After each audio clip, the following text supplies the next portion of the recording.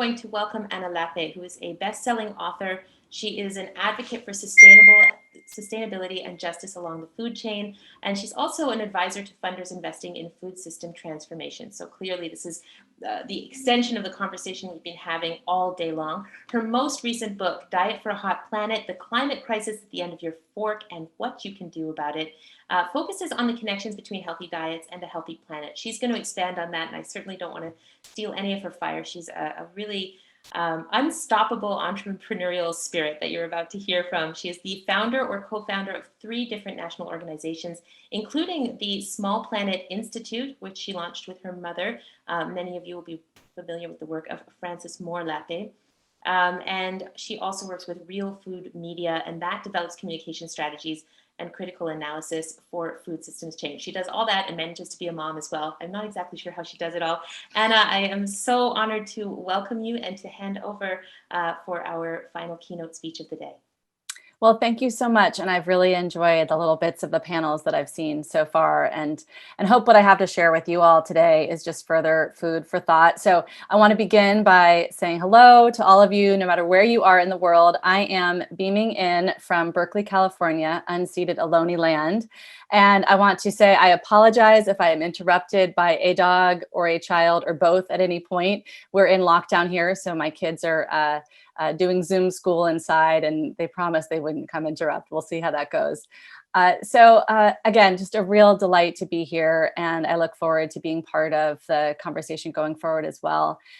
And I wanted to share that I've been really thinking a lot these last few months about the themes of this summit, that dream of 50 by 40.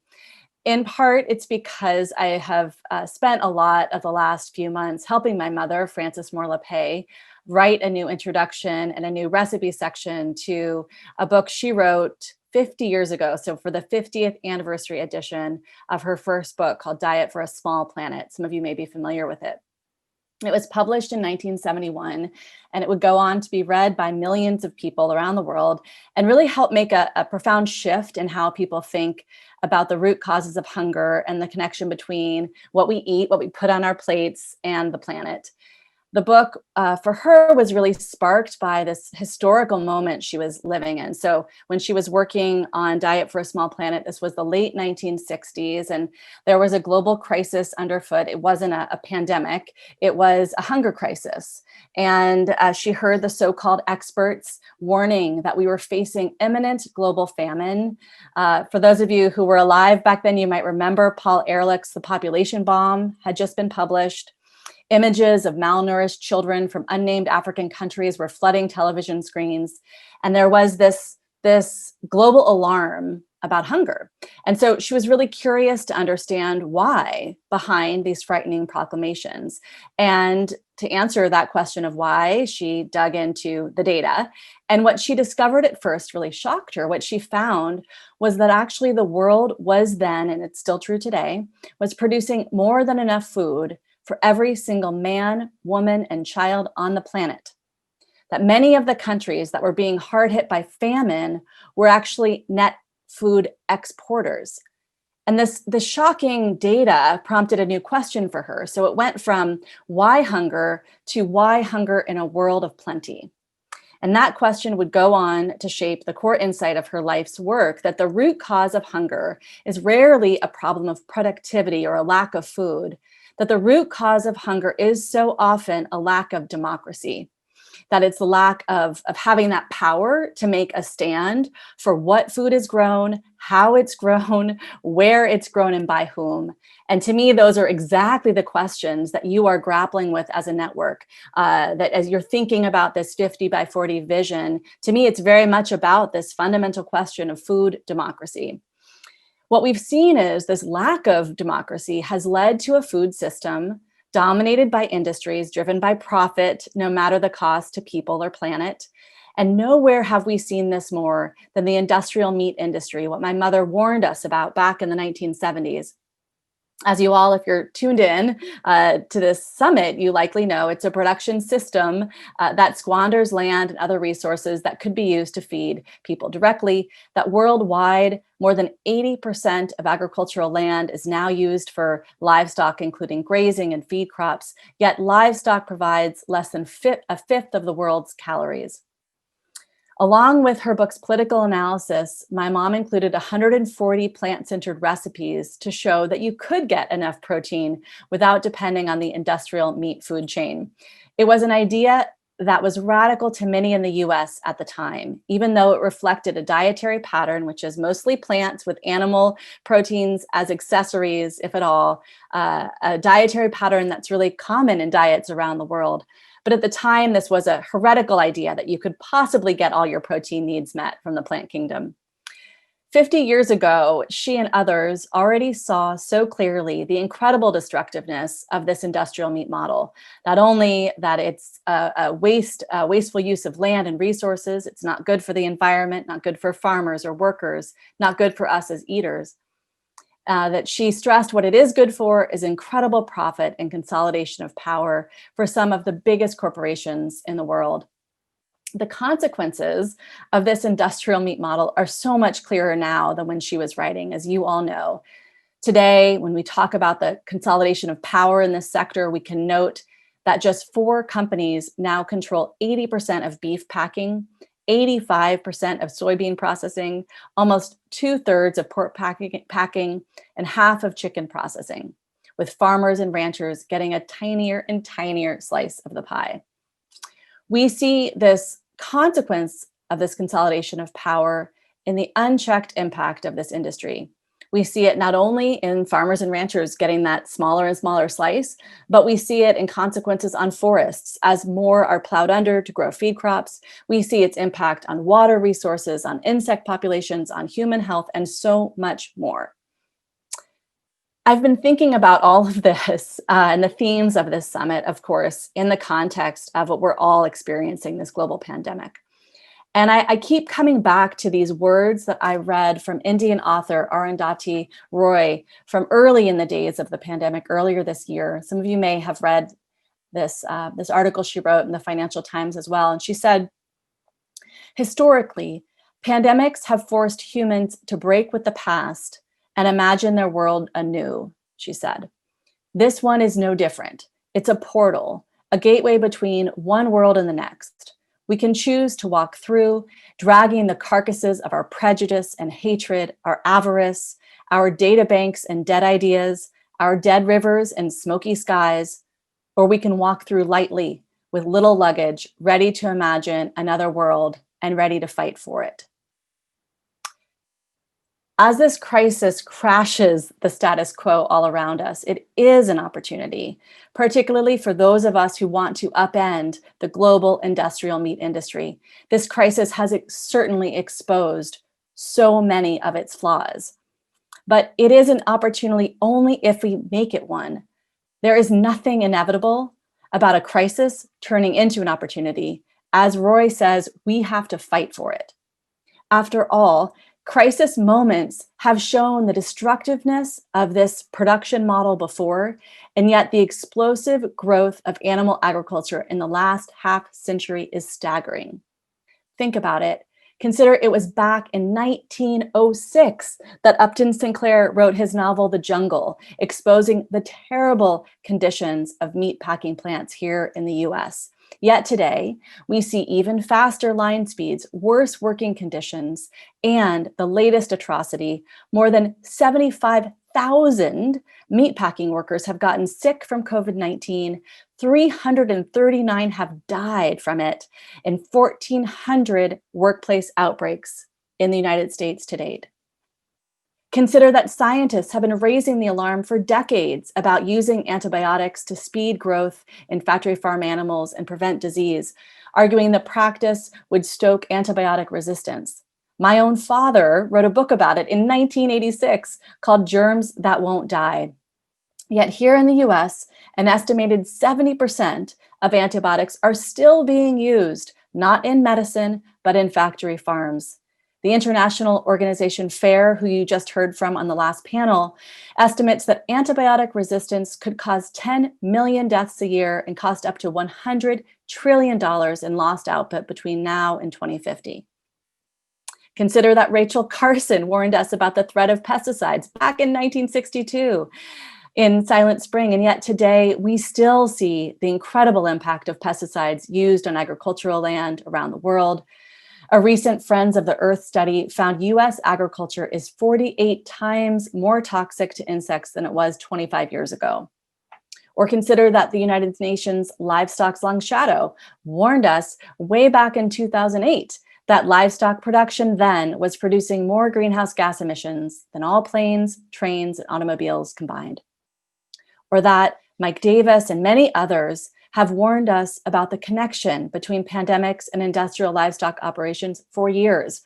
His fabulous book, Monster at Our Door, published back in 2005, warned that concentrated animal feeding operations put us at risk for such pandemics.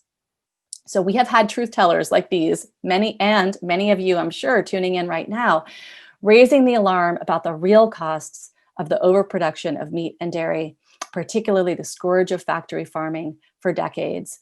But I feel like the cost of inaction has never been clearer than it is today. Dr. Martin Luther King Jr. famously said, "The arc of the moral universe is long, but it bends toward justice." You may have heard these words before. The phrase was inspired, as some of you may know, by an abolitionist minister, Theodore Parker, from an 1835 sermon. And in that sermon, Parker had said, "I do not pretend to understand the moral universe. The arc is a long one. My eye reaches but little ways. I cannot calculate the curve and complete the figure by experience of sight. I can divine it by conscience. And from what I see, I am sure it bends toward justice." To me, these words and King's are a challenge to us all. The arc does not bend on its own. We must bend it.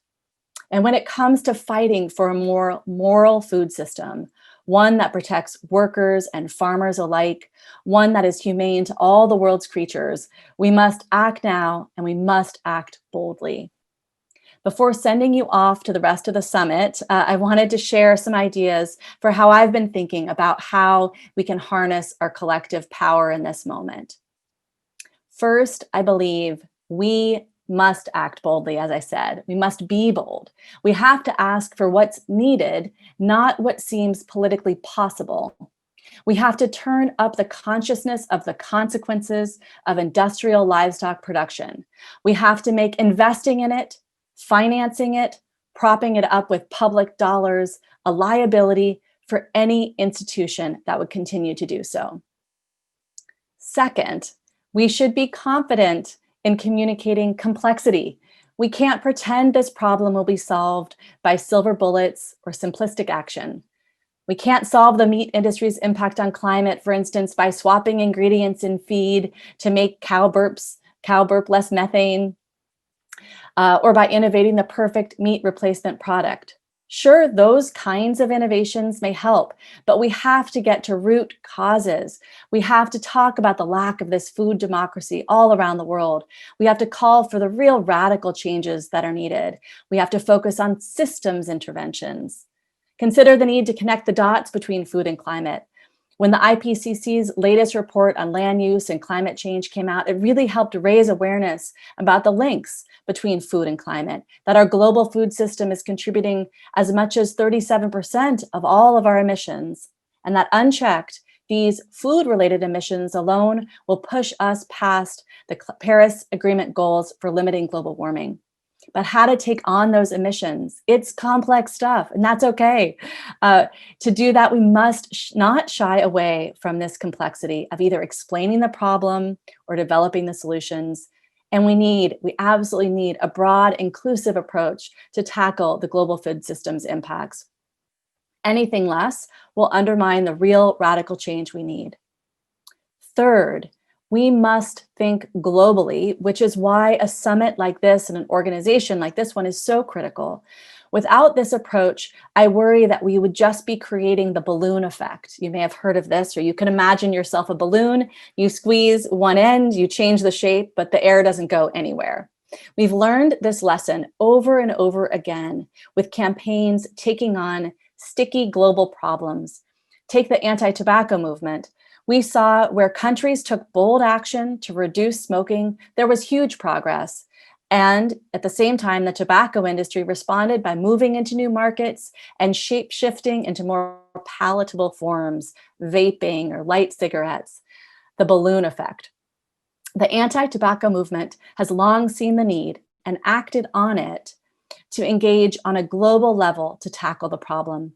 We could see the same balloon effect with production and consumption shifts around the meat and dairy industry unless we too work across borders and between global regions. Fourth, and finally, we can celebrate our very big tent. What's so wonderful about the efforts that you all engaged in is this work touches on so much that people care about. This is a big tent, and we can and should celebrate that. To me, this is a key part of the just transition within livestock production framework, that we are taking on the concentrated industrial meat industry. And this not only makes for healthier and more sustainable food, but it can lead to more and better jobs, and farmers and ranchers getting their fair share for their critical contributions and the revitalization of rural economies. As you develop strategies, communications, and policy asks, it's this big tent that I think can be our biggest asset, but only if we consciously nurture these connections among people, many who may have not seen their common interest before, among workers, ranchers, and farmers, animal welfare advocates and environmentalists, among climate activists and food sovereignty champions, among public health experts, and so many more, all of us together. As you continue on in this virtual summit and in all the work that you're doing all around the world, as you continue to debate and discuss which levers to pull and how we can pull them, as you ponder strategies for bending that arc, you do so with all of the possibility of an unknown future, but one that we are all part of writing. As Arundhati Roy reminded us, this pandemic offers a moment to break with the past and imagine our world anew. It's a portal, she told us, a gateway between one world and the next.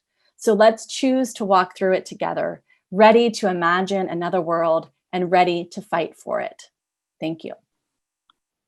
Thank you so much, Anna. What inspiring words. And it really is what we needed to hear, because we've spoken to so many people invested in this conversation who seem to be from many different corners of the world, many different experiences, totally different contexts in the way that they engage with the food system.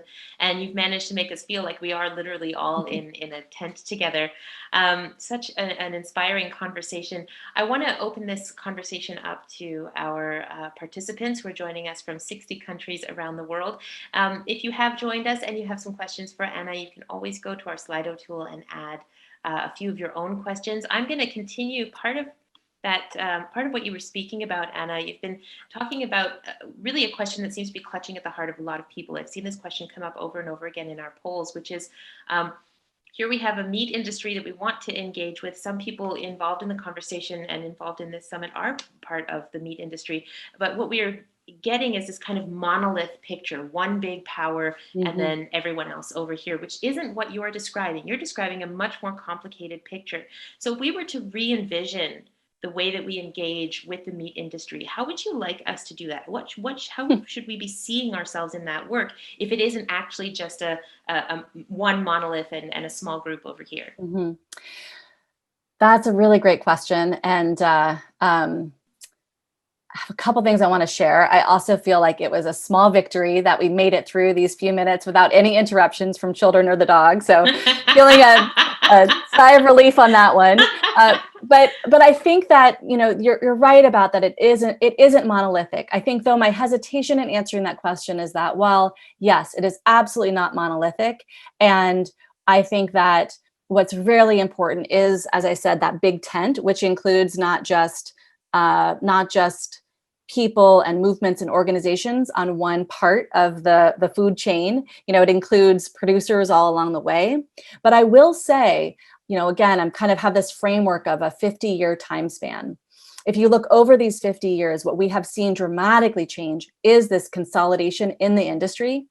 And so we are seeing a real consolidation and concentration of power that we shouldn't deny. And yes, there are many players that are on the production end, but in terms of who really is hoarding, I would say hoarding their power, are a few companies that have really been able to consolidate in the food chain.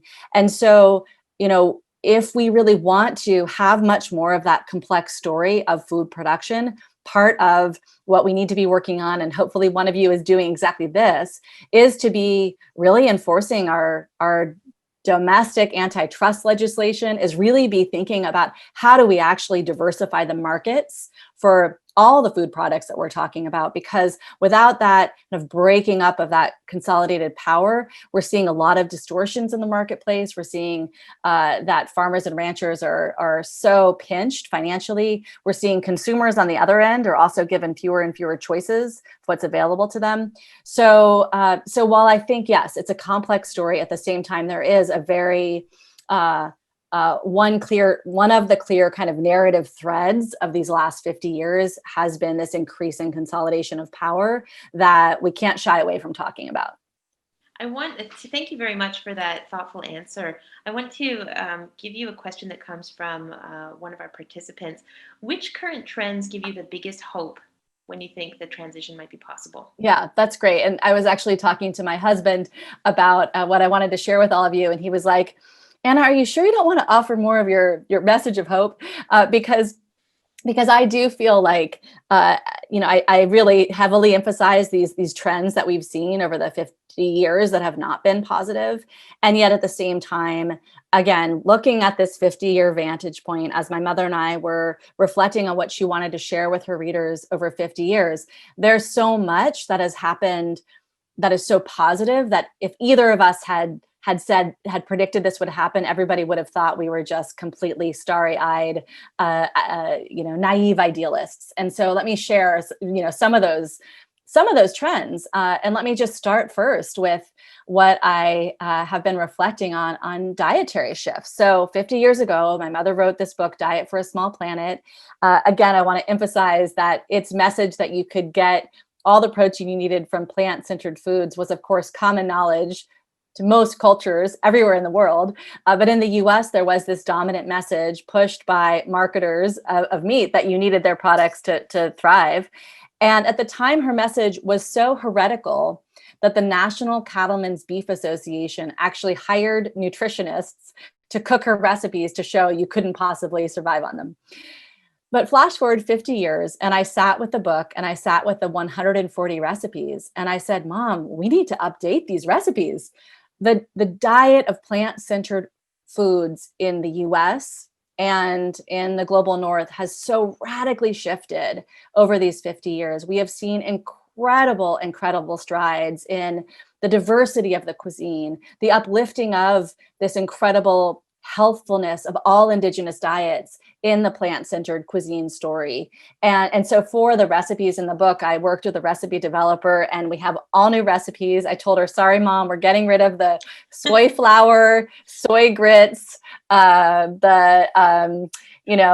was a lot of wheat germ. There was a lot of, what else was it? A lot of ingredients that we swapped out for more plant-centered ingredients. And we also had contributions from 14 chefs who, to me, are really the embodiment of this, this radical shift in awareness and understanding. So I could talk about other positive shifts if you want, but that's, front of mind to me because I feel like I've been living and breathing it these last few months. Well, that's just wonderful. There was a time, wasn't there, when wheat germ was an essential part of a Apparently, pantry. 1971, it was big. It was big.